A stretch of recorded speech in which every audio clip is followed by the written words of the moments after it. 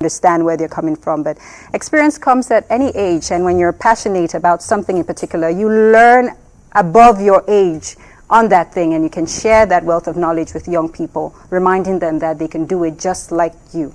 Okay, so it's with great pleasure that I say a big welcome to you, Abigail Ndikum. Thank you so much for having me. I'm really blessed to be here this morning. Yeah, we're excited to have you because first off, when I read about you, Yale University student, I was like, okay, so she means business, studying global affairs, and she's also the founder and executive director of the Yale Africa Innovation Symposium. So first off, we need to understand what this symposium is about. Thank you.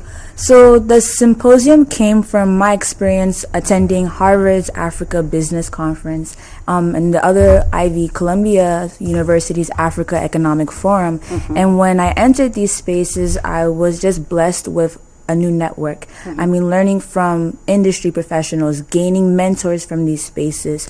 I really wanted to find a way that Yale could also contribute to this conversation, but not only contribute in terms of talking, but creating action. So the goal of the Yale Africa Innovation Symposium is to bring together young, bright minds and industry experts from all across the continent to meet in one place and actually tackle challenges that we face today across the continent. And in tackling these challenges, I mean that we create resolutions. So each expert brings a case study from their work, whether they are in the government, whether they are in technology and finance. They bring a modern case study that they face in their business or their organization and allow students to solve through the problem with them. So it benefits both the expert because they can take that back to their workplace, and the student because when we graduate, right, the English we learn in the classroom, we don't apply that to work. It's these problems that we'll be solving when we go out into the workforce.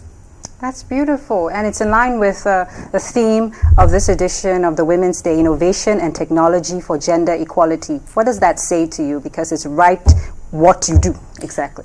I mean, I think it represents the core of my work. For our inaugural conference, which we held on November 11th through 12th, the team that led the conference, entirely women. A woman-led team of 11 of us in total, and a lot of people, when we presented to speakers to pitch to them to speak at our event, presented to sponsors, they were taken aback to see a team of all women, and all of us were all Yale students as well, average about 20 years old each of us. I myself, I'm 20 years old, so I think it just goes to show that behind this, women are capable of doing so much, and my conference is just one step of showing what women can do and what we will do tomorrow moving forward. Do you think in Cameroon women are brave innovators, or there's still that hesitance?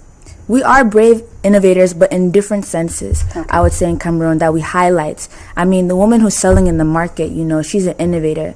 She's taking nothing and creating something for herself, a business to sustain herself, her family. I think that's innovation, maybe not in the way that we see technology and light today, but it's the innovation that moves our economy. And I admire that because at the end of the day, she's able to provide for herself and for her children, for her family overall. Okay, and then when we talk about innovators in technology, is Africa moving forward? Definitely. Oh my goodness. I think one thing that I admire so much about being back home is the use of mobile payments. I think in the US we're kind of just getting on that wave in a sense, but here, I mean, I have Yango.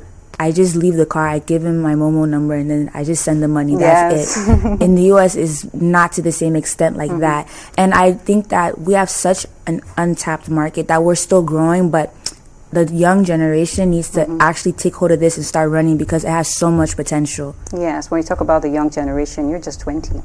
But then you're able to have a vision like this, and I could read in what you wrote, interested in investing your time, energy, and resources into people and communities. When did you have this vision? You're just 20. When did you have this vision? I cannot take credit. I think I definitely have to thank my parents. Great. I know I have to thank my parents. So my mom and my dad, they immigrated to the States. And from a young age, they faced so much immigrating that they didn't want me to have to go through that same experience again. So from a very young age, they started speaking life into me. They started directing me about what to do, about what's the path that I should take. And I remember when I was younger, my dad, he would bring home magazines of the top universities in the world, and he would say, one day you're going to go to one of these schools. Wow. And so from a young age, he told me, how to dream big, how to have vision. And I'm thankful for him, for God, for allowing it to come to pass. What is like one of the things either your mother or your father told you that still stays with you and keeps pushing you forward? My mom, again, I feel like for her it's more of action. What she does, she knows when I have school and there's a lot of assignments, she makes sure that I have everything I need to excel. My dad, one thing that he has said to me is that America was never the end goal. And I think that's something that I hold dearly to me, because at the end of the day, my ID, I might have an American ID, but if you cut me, I'm bleeding Cameroonian blood.